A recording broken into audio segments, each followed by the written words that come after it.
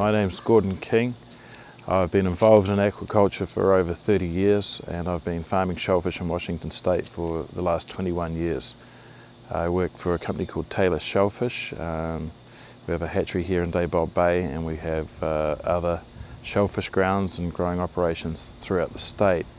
It's a family that's been growing shellfish for over 100 years, and right now we employ between 400 and 500 people. So it's an important industry for this area.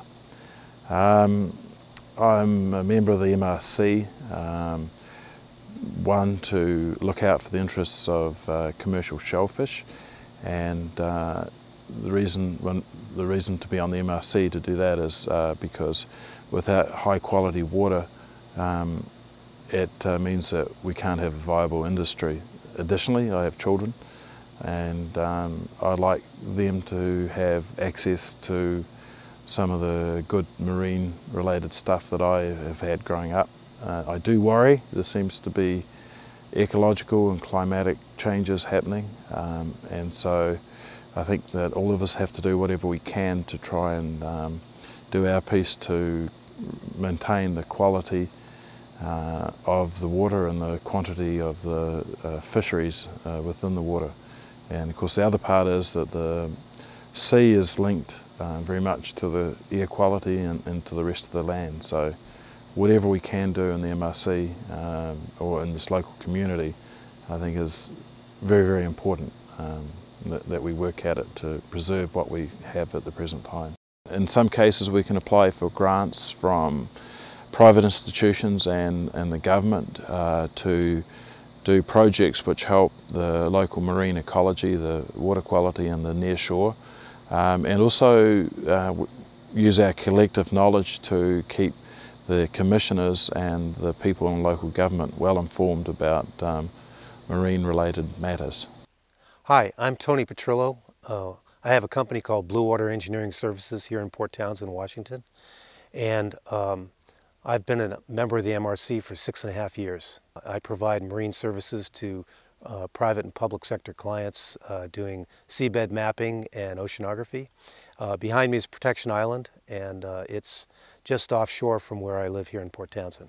The value I see in the MRC is that it allows us an opportunity to educate the public and also the Board of County Commissioners on marine issues and try to get them involved through organizations like Water Beach Watchers.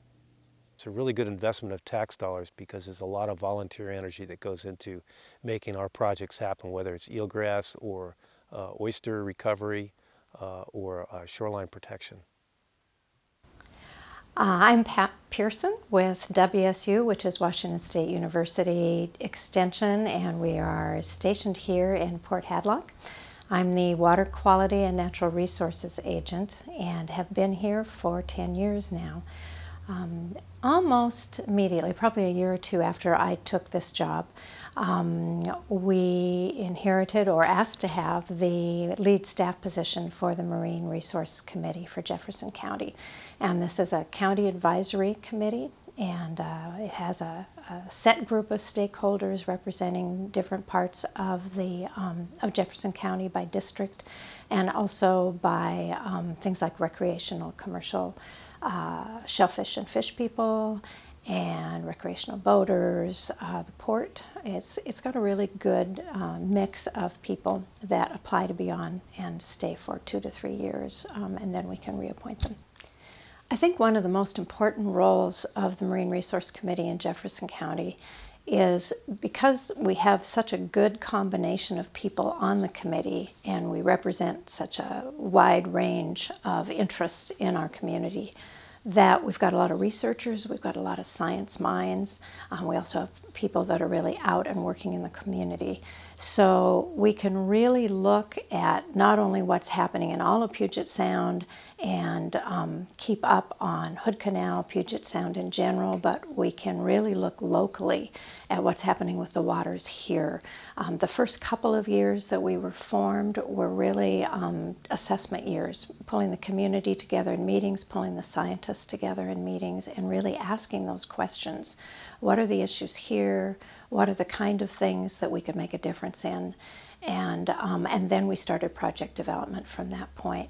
So I think it is to really be on top of what's happening here in the waters around in our county and in Puget Sound, doing projects, and then also being able to advise the county commissioners when different issues come up, that they would not have the same depth of knowledge that is available here through the committee members.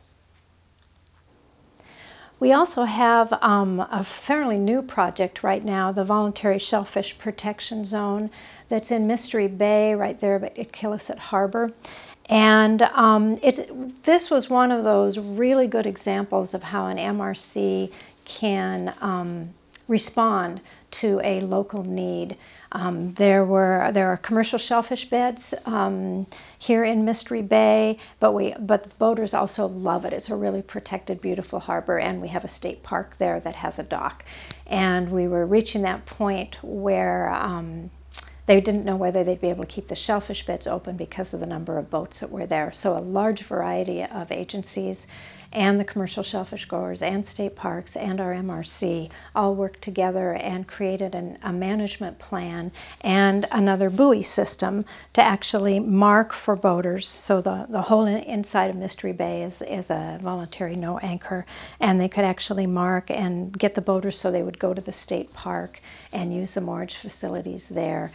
We monitor it, the beach watchers here at WSU monitor that to see if boats are complying, and we put a lot of education out to the local community, and it just won a national award as a project.